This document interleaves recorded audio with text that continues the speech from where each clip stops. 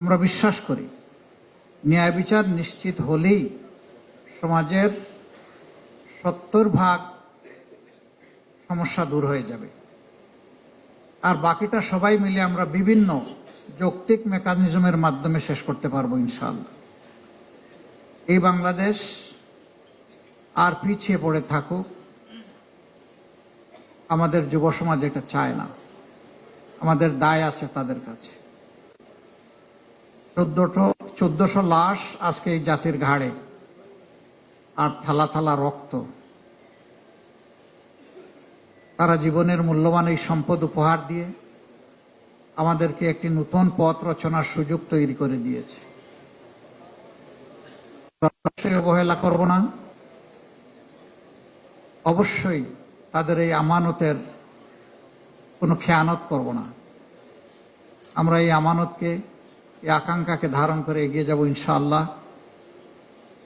আমি আবারও আপনাদের কাছে বিনয়ের সাথে অনুরোধ করব, আজকে যে ইশতেহার প্রকাশ করা হলো তার কোনো অংশকে দেশ এবং মানুষের কল্যাণে যদি আপনি মনে করেন যে আরো ভালো করার সুযোগ আছে, তাহলে আপনার জায়গাটা থেকে আমাদেরকে সহযোগিতা করবেন।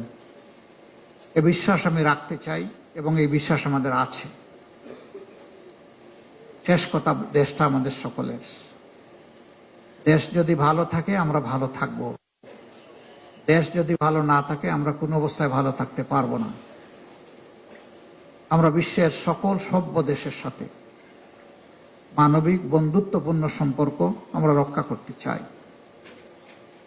আজকে একজন ডিপ্লোম্যাট প্রশ্ন করেছিলেন এখানেই আমাকে, যে এই দেশটার সাথে আপনাদের সম্পর্কটা কেমন হবে।